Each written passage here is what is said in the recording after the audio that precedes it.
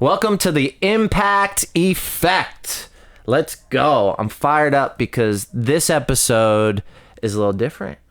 We've got my lovely wife, Kaitlin Morris, joining us.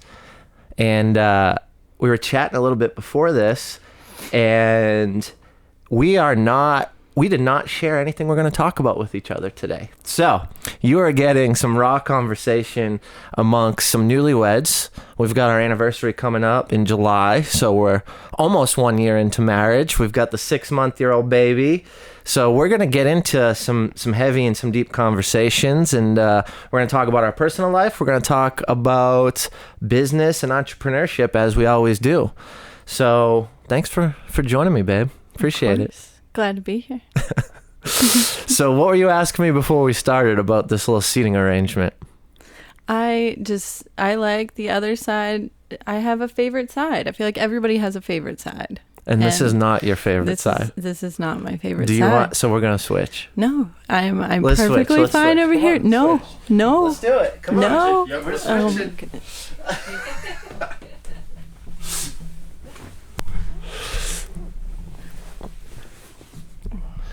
Happy wife, happy life. That's what they say, right? It is All right. a little bit more comfortable over here too. You like that seat better? You get everything. Cool. So first and foremost, my first question for you is, what do you hate about marriage? What do I hate? What do you about not like marriage? about it? And you are throwing hard questions at me. Coming out the gate hot. What's something that...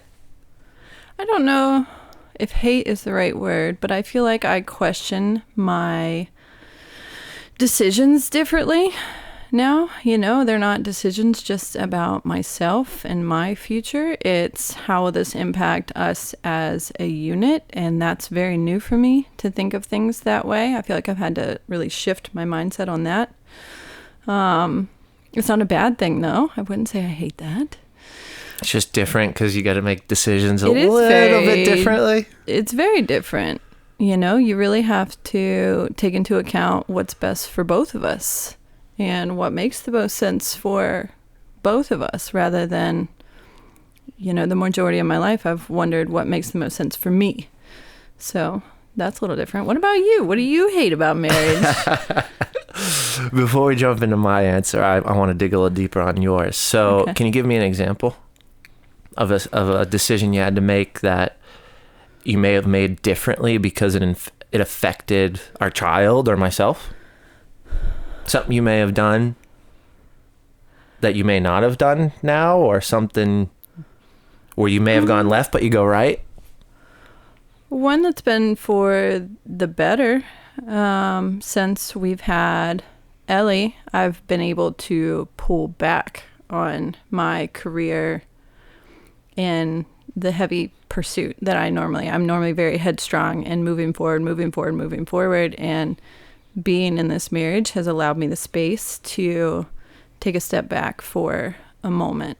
And it's not a full step back. I've still been able to practice, still been able to work with amazing people, but I don't have to push as hard as I used to, which is good, because when you have an infant full time, you don't have the capacity to push full steam. If I did, I think I would fall apart. So One of the that's been things nice. I know you and I have discussed over dinner or just sitting on the couch is like, how do single parents do it? I have no idea. You know, and work and provide. Like, it's just shout out to single parents. Like, it honestly, like, I have no idea how we would do it, how I would do it without you. Honestly, it's insane. So I feel that. You asked me what my part is. Okay. So what I don't like about marriage is something that is different now. So I didn't like the pressure as the man in the family. And this is self-induced, but I induced a lot of pressure on myself. And you know, we talked about that early on, where you were like, well, it's a team and we accomplish these things together. Whereas with marriage, I was more like, oh, I've got to perform and it's all me, and it's, you know, I've got to go 150% rather than 110. But that has changed because we had great communication and talked through that. And I opened up to you about how I had those feelings. So I would say that would probably have been my big one. But through the growth in the last year of our marriage and our relationship and communicating and being vulnerable, right, and honest with each other, I think that that's not so much of something that frustrated me or gave me anxiety or pressure, so to say. So I guess mine isn't really that great because it's a transformation I had out of that, but I guess that would probably be the number one thing. And I feel like that's a transformation you're still going through. True. I still see you struggle with that you feel like you need to do it all. And, it's hard to remember that you don't have to do it all, that it's okay to rely on someone else and depend on someone else. Yeah. I mean, I think it stems from the fact that for a while in my life there was no one else to lean on, right? Like up until you, honestly. I mean, there was no one that I would even put in an opportunity to help me, right? I kind of pushed a lot of people off and was independent and rah, rah, rah, I'm going to do it. I don't need anybody else. So it's a new part of life for me. What other questions you got? You give me this smirk. You're making me blush now. You're making me nervous. You talked about work and the opportunity to pull back. And you're an entrepreneur. You owned a bigger practice a couple years ago. You own Morris Family Chiropractic now. Talk to me a little bit about your struggles as an entrepreneur. Talk to me about the biggest lows that you've had. The biggest lows. And how you got through them, right? We don't want to go dark here and just talk about negative stuff. Well, I feel like you have to go through those lows to find, it sounds cliche, but to find the good side. At least in my experience, I've definitely had to go through the lows to get there. My first practice was in 2015, right after graduating. And I opened with another female, and we spent 2 years planning, and we were super excited and designed it from scratch and poured every ounce of our soul into creating this incredible place. And it was such an amazing experience until we kind of realized we had built something that wasn't quite what we had actually wanted. And we didn't realize that until we were in the thick of it, of like a 7-year commercial lease where I don't know if you know what a commercial lease looks like, majority of these people, but it's intimidating. And I got to a point where through that business, we worked on that business actively for 3 years before we sold it. And at one point, we did not know if we would be able to sell it. So we were kind of sitting in that seat of knowing that we were going to be there for the next 7 years. And we had gotten to a space where we weren't even communicating with each other as business partners. But we had to also make it to where not everybody realized we had kind of made it to that point. And it was almost like a double-sided life where we had to put on a front of being happy and being joyous and being healthy because we're trying to help others be healthy. But in reality, we weren't healthy ourselves in the situation that we were in.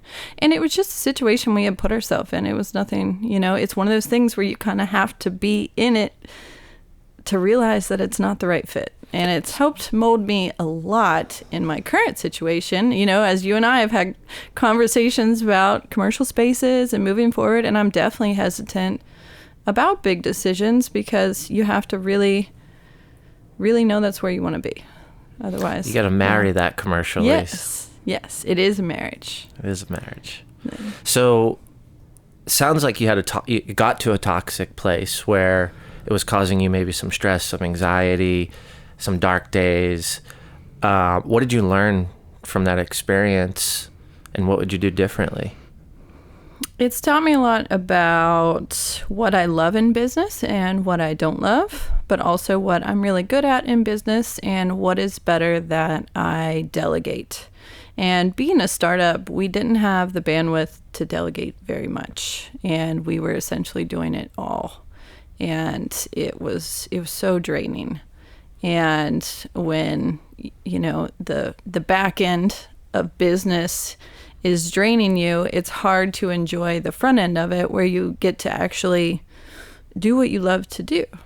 So it's helped me redesign the way that I do things so that I'm not spending all of my time on that back end to automate things and to delegate what I can, and to create systems that don't leave me in that space, so that I can spend my time working with people, because that's what I love to do. I want to help people. I want to work with people and spend time with them, and not have all of my mental space taken up by the back office. Gotcha. Okay. So you learn to delegate, not take everything on yourself, and then also set up systems and automate things so there's not that day-to-day pressure if you don't hit this button or pull that valve, that's going to cause a major issue. Yeah. Okay. Cool. What would you ever go into business with another partner again? Oh, 100%. I actually very much like working with other people, especially when you find people that are very strong in the things that you're not strong in. You and I have a lot of that, to where your strengths are my weaknesses and my weaknesses are vice versa. You know what I mean? I don't like the fatty part of steak, and you love it. So it works out well, so there's actually. A lot of ways that you can find to make that work. And I love creating those cohesive spaces to where you can bounce ideas off each other, grow together, and form really great stuff. It's just through that experience, it's helped me not put myself and others in that situation to where we are overwhelmed by the systems. And being in business, it's really easy to get overwhelmed by the systems if you don't set it up the way that it needs to be in the first place. Gotcha. Okay. So when you said that you weren't doing what you actually loved, how do you combat that now in your business where you are still doing everything? I am doing everything, but I've been able to design it a little differently so that everything is manageable. Now, I have an infant, so I was just going to say, what are you talking about? Everything's manageable. Have you seen our house in the last week? To a point, it could absolutely be better. And some things just get pushed to the side, like cleaning and dishes and, some of the back office logging. I log 2 months at a time, and that's okay. I would love to be doing it weekly. I would love to be on top of it and just crushing it. But in the long run, those things don't change. Yeah. Doing timing doesn't matter, essentially. Backlogging 2 months is still just the same. It's just I'm having to reframe the timeline of when things get done, and to give myself some grace, and to know that I am still pushing myself much more than what I expected to be with a full-time, caregiver for a kid. And that's what you taught me. Give yourself a little bit of grace. I mean, that was something that I struggle with very heavily. And it's really changed my perspective. I mean, what were we talking about on the car ride over here? I feel like I need to do better at it. push. And sometimes you forget to sit in the wins. You hit a goal, and then you're like, all right, next goal. But if you took a minute to be like, man, I did that, just a little more often. It's funny, I tell myself this all the time, and your perspective is I don't do it. That's a good realization for me personally, right? I think I literally tell myself all the time to live in moments and plan in decades. And your perspective, which the closest person to me, is that I need to do it better and more. So I appreciate that. I appreciate you telling me that. Helps me grow. Well, I think everybody, but I see it. And what would you tell me I should do differently? That would probably be one of the biggest. I feel like you're always stressing about not being at the next step. Like I said, you forget to celebrate the step you're on. I wonder if that's just because I don't know where that comes from. I don't know where that's derived from. I wonder where it comes from. You know, because I think for me too, it's like, okay, I want to do better. I want to think bigger. I want to work with more people that are aligned with my perspective, my core values, right? All those things. And as I keep navigating through a lot of my relationships, I meet someone that just blows my mind. And I'm like, I want to do more stuff with them. And so I just keep moving through, I think, a lot of relationships because I keep having the opportunity to meet amazing people in Nashville, you know? And you're right. I think sometimes I need to slow down a little bit and go, okay, although that person's amazing and they want to collaborate and they want to do this, sometimes I just need to finish one project, enjoy the moment, and then figure out if it makes sense to move forward with that project or that collaboration or that partnership. And I think to some extent you can still do both. You can still keep push, but be okay with where you are too. That, you know, you don't enjoy the moment you're in while still pushing. And I remind myself of this all the time. I was going to say, how do you do this? How do you succeed at it? Daily reminders that, you know, a year ago, I was not where I am right now. Yeah. You know, and I put in a year of work to get me where I am today. I'm still not where I want to be, but I'm pretty proud of where I am. A year ago, this time, you thought you'd be getting a raise at your previous employer to then find out you weren't and you starting a company. So there's reality in that, 100%. 100%. And now you have, what, how many appointments are you doing a week? How many clients do you have? And how happy are you? I'm excited to have a life that's designed on my own terms. And that's what I want. And that's what, right now, at the end of the week, I feel like I haven't worked at all. And I want to keep that going, even though I have, you know, and it's been hard for me to wrap my mind around that. I've never had that before. And I'm trying to put together all the pieces of what it is that I'm enjoying so much and how do I amplify that moving forward? How do I keep working and growing and building my business more while still having this feeling where I don't live for the weekends? Every day is the weekend for me. I have so much fun every single day. I'm exhausted. I have an infant. But I'm enjoying every step of the processes we're going through. And I think you can say that too. We don't live for the weekend. I don't even know what day it is half the time. Well, I'm like, what? Is it Tuesday, babe? She's like, it's Thursday. I'm like, There's okay. weekends. They both start with a T. Cool. But I feel like I've had a lot of moments in my life where I couldn't wait for the weekend. Like I needed the weekend to recharge. I needed the weekend to like get back to myself. And I feel like right now the weekends are great, but I don't depend on them to survive. All of my 20s, I lived for Fridays and Saturdays. Yeah. And I drank and partied and went on vacations and took trips and hit beaches. And you're exactly right. Like, that's not a purposeful life when you're literally just going, how the hell do I get to 4 o'clock on Friday? Because then I can go do things I like and enjoy. And it was almost like I killed myself all week, and then I over amplified my weekends and traveled and didn't get good sleep and didn't eat healthy and drank and did all these things, which was super fun. But the reality of it is I wasn't living a purposeful life in my 20s. It only started in my 30s where I decided to do things that I enjoyed. And even more, I'm still evolving that.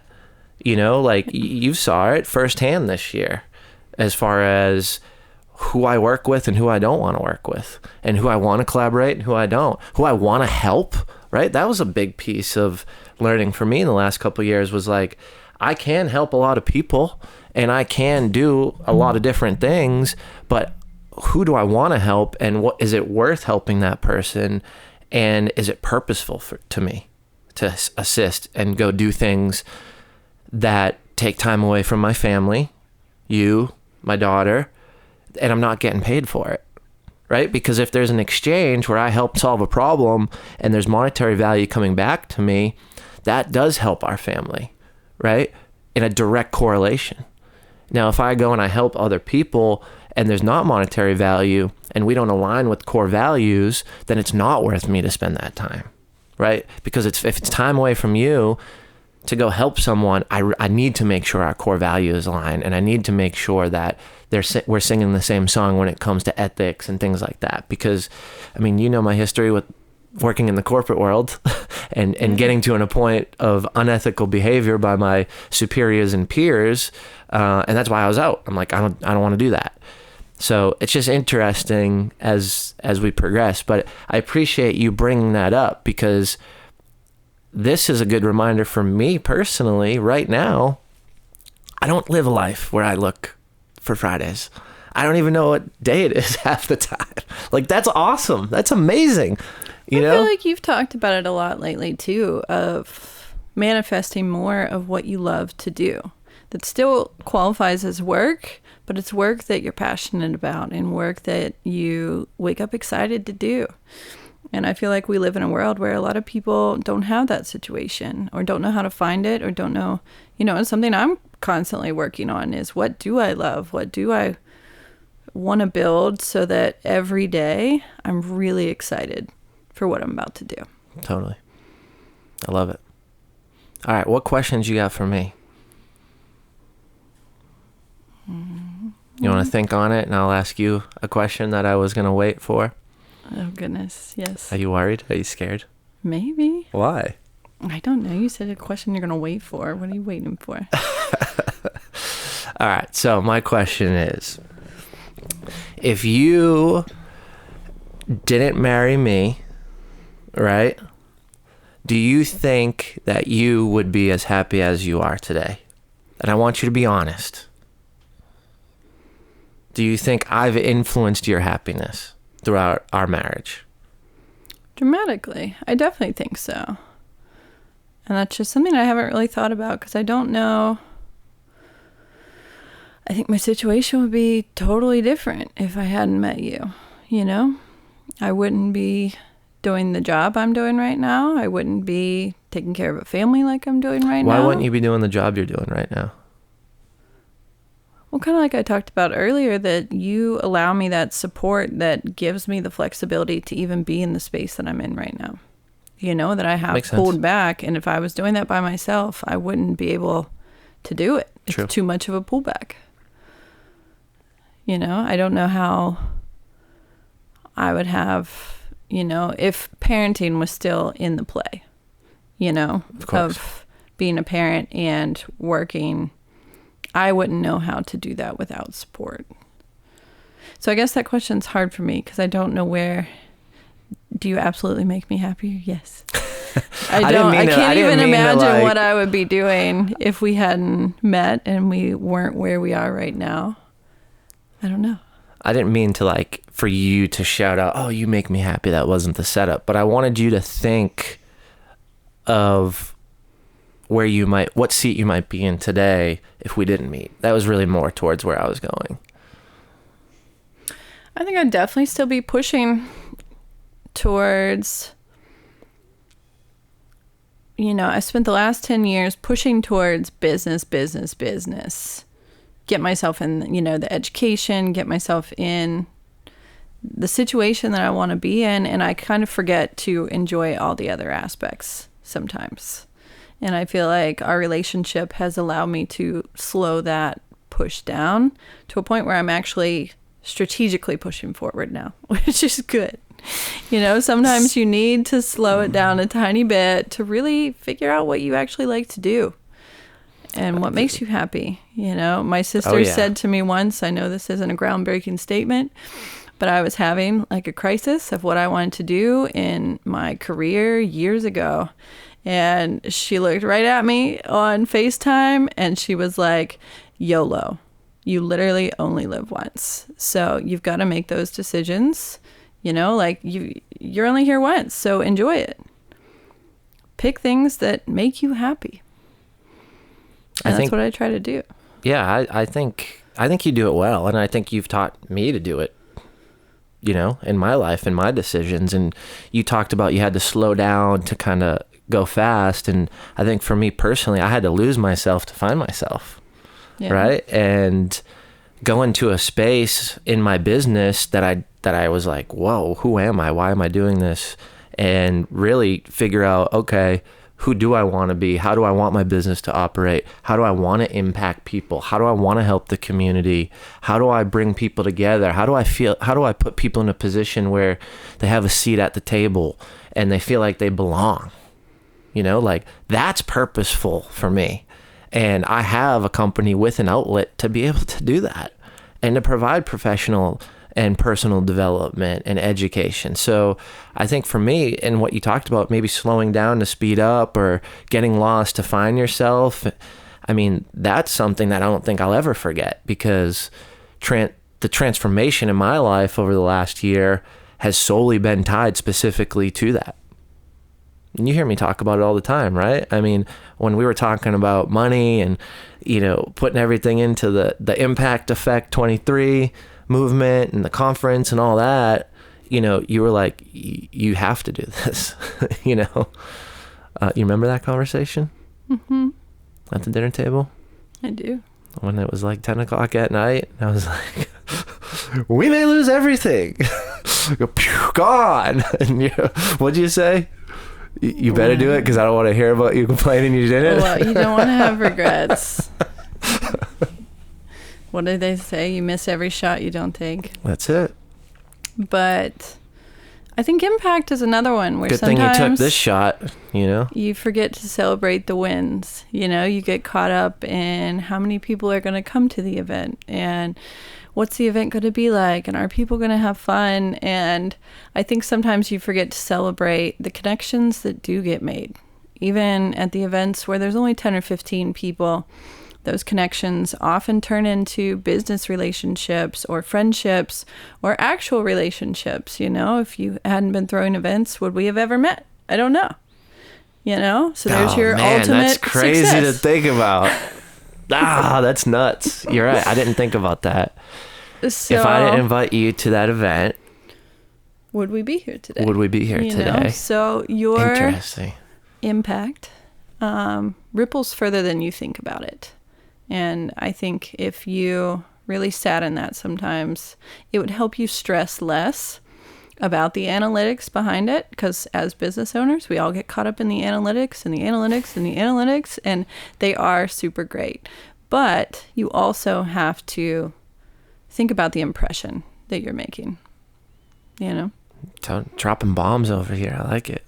No, you're 100% correct. And it's just because I see you stress about it, and I see you worry about what people's perception of your events will be, and you want them to see it the way that you see it and to have the takeaways that you're trying to create. And I think a lot of times you just don't see what truly comes of it. Yeah. You know, you don't get to see every piece, and I wish you did. No, and it's powerful that you bring this to my attention, because just this past week I met with someone that for coffee that I met at the event, and they were telling me how they're working with someone and they're talking about doing some collaboration, and it's going to allow both their companies to grow. And if I didn't have that coffee meeting, I wouldn't have known about that, and I would have not realized what was actually happening based on the creation of impact. And at the end of the day, you know, the conference being called Impact Effect, impact meaning influence, effect meaning results. Mm-hmm. I want to show up and have the most influence. And I think that's what I worry about. It's not really the result. It's, did I influence everybody to go meet people and put them in good situations and allow them to prosper? And more so lately, educate them. Right? To go influence their business and grow their business for better results. And sometimes I don't get to see the results because I don't talk to everybody like they're my wife 7 days a week, you know? That comes to my events. And sometimes I don't even have an opportunity to even engage or chat with someone at my event. So I think for me is the hope and the faith in doing this is that there is that effect and there is those results for people. But you're right, is I don't see all the results. So I've got to believe a little bit better. And the reality and history of it is I'm there is results. I mean, we talk about it all the time, and people are collaborating and doing amazing things and growing and getting coached now by some of the speakers that have come in and spoke, and they're seeing, you know, that return already pay for itself and double, and it's all amazing things that I was somehow interconnected in, and that's why I do what I do. But you're right, I do stress out about the analytics and the numbers and, you know, how many emails were opened and how many click-throughs and all that stuff, but that's just kind of how I operate from an analytical mindset, you know. But I think there's value, and there's lifelong intrinsic value in these collaborations and the networking and meeting the new people and all that stuff. So I just hope I hope that I'm impacting as many people as I wish to. And I think that's what stresses me out sometimes. When there's not 100 people at a networking event, I'm like, man, we could put 100 people in there and I could have a greater percentage to help more people. That's where my brain goes to. Well, it could be 100 people that aren't really there. You know, you want people who show up. And even when it comes to the conference, you could pour your heart and soul into it. But if these people step into that space with the wrong mindset, or not willing to put in work, or not actually trying to make some changes, then all that work you're doing, you know, it's gonna phase through them. So to some extent, it's the people coming to the conference also have to come with that mindset that they're striving for growth, they're striving for change, they're striving to, you know, shift the way that they're doing things. You always have to be evolving, always. Totally. And I think a big part of it is your mindset going into an event, even a networking event. If you go into it like, oh, I got to go to this thing, like, you're going to have a terrible experience and you're not going to make great connections because your mindset's crap. But if you go into it like, I'm going to make one super great connection tonight, you know, just one, then there's a pretty good chance that you're going to make a really great connection, whether that's a friendship or a business connection or just someone to get coffee with sometimes, you know. It's you just gave me a good idea of like calling people that sign up for the event and inspiring them to go make a friend at the event prior to the event, right? Like just having a 5-minute conversation with someone who bought a ticket, introducing myself and just kind of pouring my energy in them to in turn inspire and motivate them to pour energy into the event in hopes that they make an impact and someone impacts them. Right. It's a great idea. Because you're right. And I think in today's world, with the level of negativity, the level of distraction, the level of economic and current events, worldwide events, people are distracted and there's a lot going on, and they may have a lot of negative things on their mind going into that event. And if I can help change that trajectory and open their mind to unlock some positivity before they come to the event, then I think they'll have a bigger impact as well and succeed. And that can even be the first 5 minutes of the conference, is reminding them to shift their mindset, you know? You just went through it before a webinar the other day. You were so worried, and you can't go into a webinar worried or it's going to be a bust. And you crushed it. Anxiety for me, though, changed your mind going anxiety happens for me when I'm not 110% prepared. So I think that's why my mindset was like that, because it was a collaboration with someone else and I didn't know what they were going to be talking about and I didn't know how to transition. Yeah. But you're right. You pumped me up. You said, no, you're going to crush it. What you're talking about, you know, on the back of your hand, you've got 5 points. You can talk about 55 and rifle them off your head. And you actually the one that pushed me to change my mindset, get positive. And I read through the transaction. I read through the transcription this morning, actually. And I dropped some fire. I told you it was great. I was bummed I couldn't even take notes. And I never take notes on webinars. Like, I was like, wow, I said that? It's interesting when you see it written out, your words. You shifted your mindset right before. And a lot of entrepreneurs, it's hard. We get stuck in ruts. We do. All of us. Every day. You have to remind yourself, you know, check yourself. How do you get out of your deepest ruts you're in? I got to check in regularly. You know, and you need accountability. I try to surround myself with people who are mindset accountability too. That when they catch you having, negative thoughts or kind of downplaying yourself or not celebrating your successes, that they help remind you to shift that. Yeah. And I think the more you surround yourself with people doing that, it can not only help uplift you, but it helps bring awareness to when you're doing it. Because sometimes we're so negative and we don't catch ourselves doing it, Well, the reason why I ask you is because I know we're building our journal planner thing, and as we're going through it, we are living it and writing it down and reflecting, and is that helping as you use that as a tool? Mm-hmm.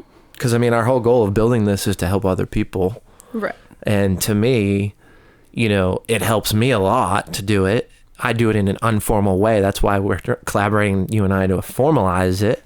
And make it a little bit more legit regiment and have a lasting impact. But has that been helpful to kind of get you out of those ruts or those lows? I think so. We're still on the front end of that. I want to see how it changes once we start using it more to make sure that it is something that is actually affecting our lives. That's what we're trying to build for other people. Well, we'll know at the end of the month.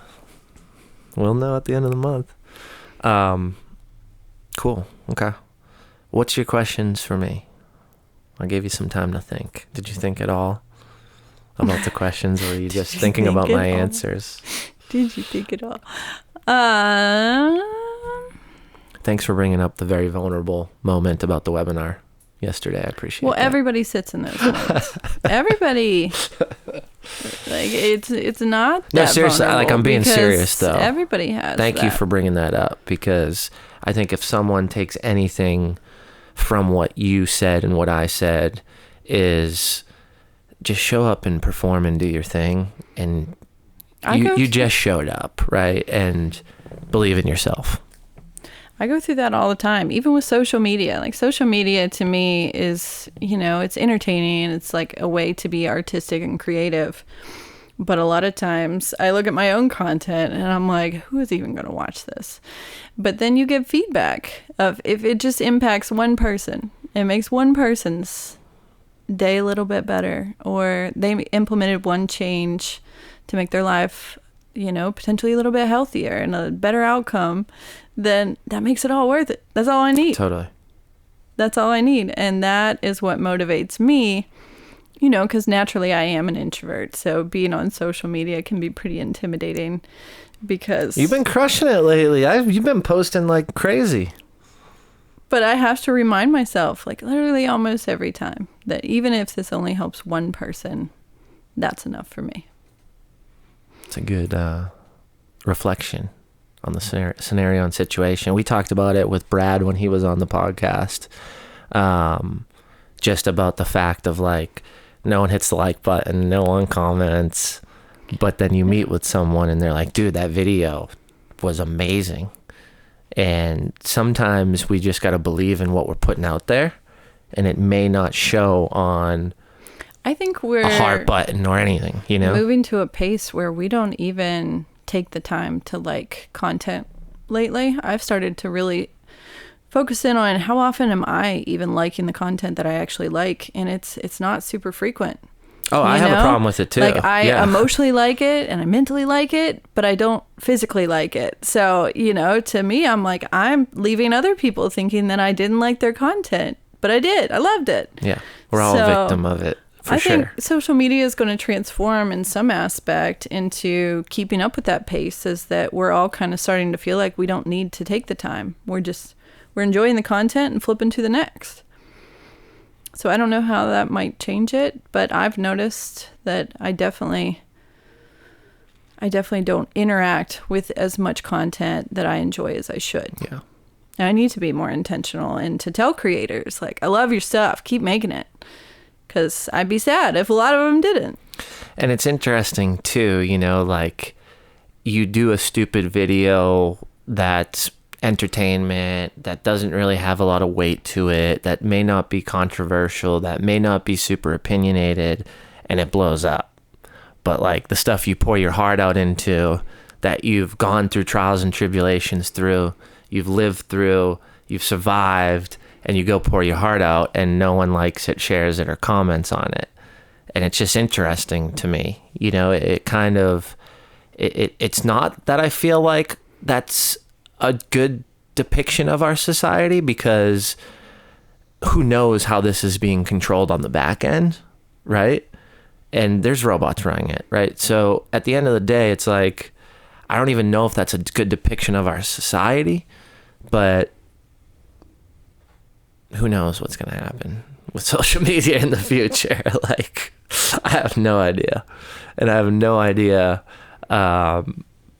why we tend to get 4 million likes on something that really is like someone hurting themselves. Is that the algorithm? Is that the back end? Or is that people just like seeing other people suffer and in pain? I don't know.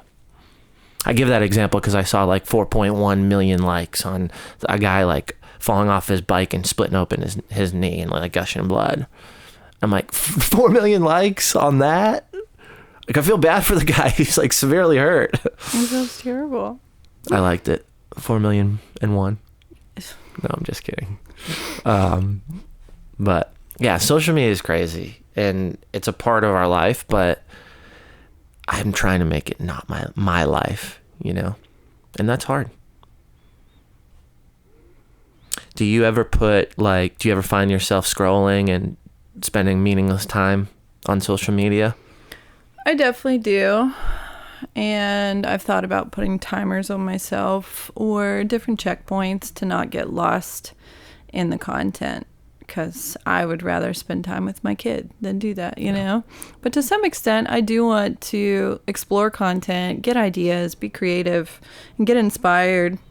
But I don't want to fall in that rabbit hole of just scroll to where it's mindless. And I feel like, you know, it starts to just, you know, tear us apart after a while. My friend, him and his girlfriend, they have locks on social media. So to open Instagram, you need to put in a password, and the girlfriend has the password. So if he wants to go on Instagram, he has to text his girlfriend for the password. I would never do that with you, because you would need the password in an instant or you would just freak out. That's not happening. It's not fast enough. Let's go. I need it quicker. That's not happening. Wait, that's me? But I do love the concepts of timers, you know, because I don't need to spend more than an allotted amount of time on social media.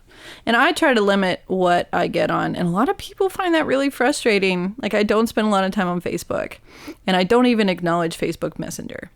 And there are so many people that only message me through Facebook Messenger, and they get really frustrated when I don't see it.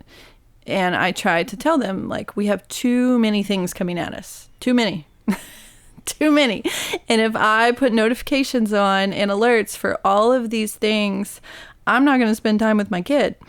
So I only have notifications for one social media app.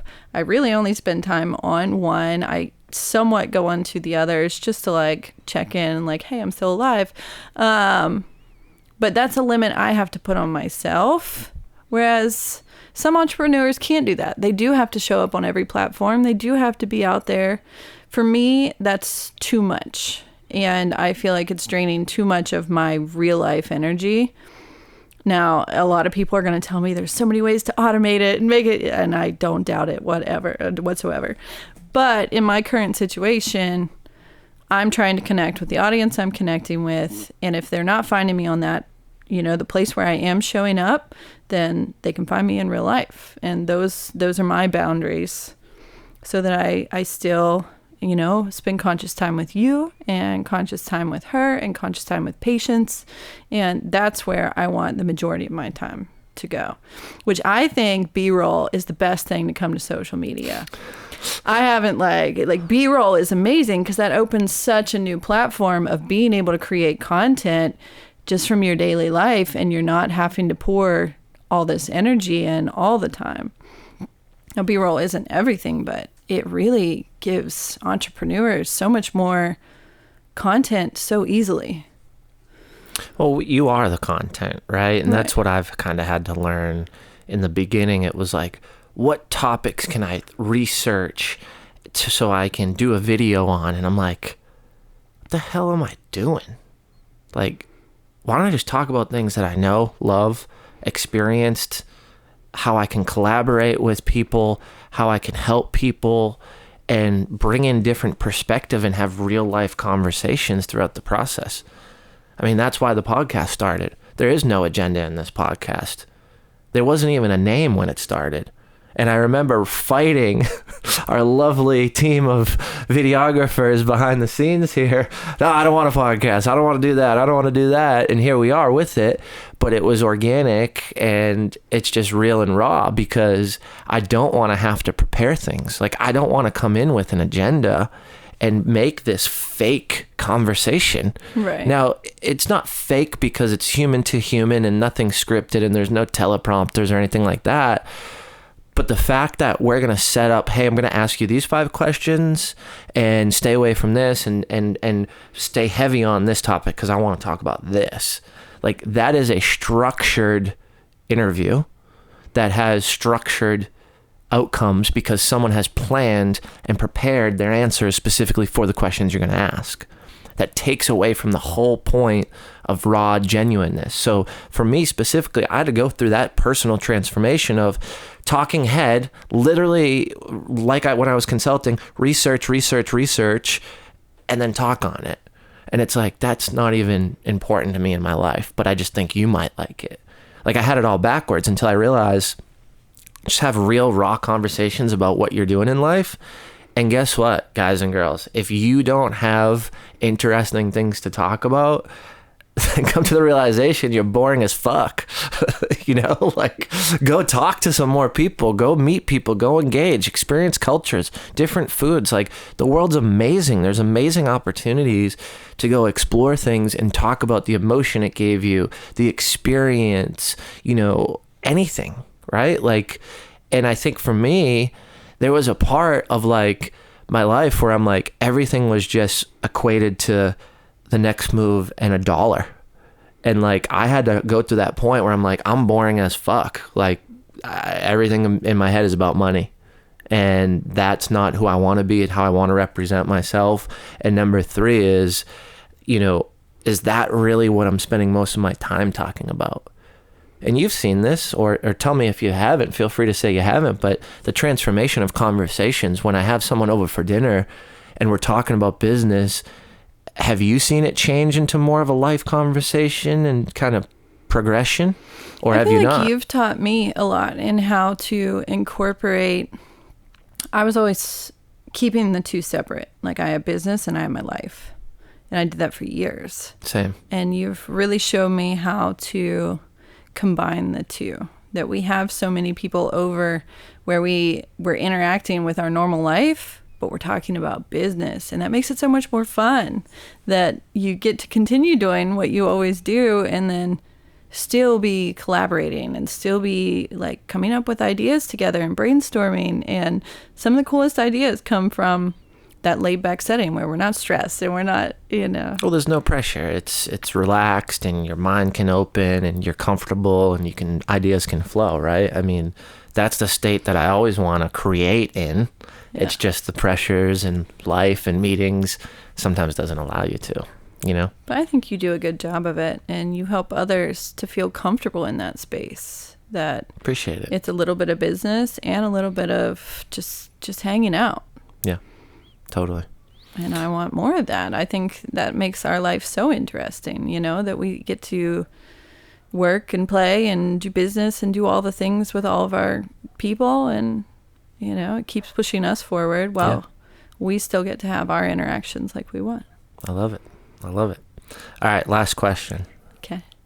If you had to do anything different regarding having a child and parenting, what would it be?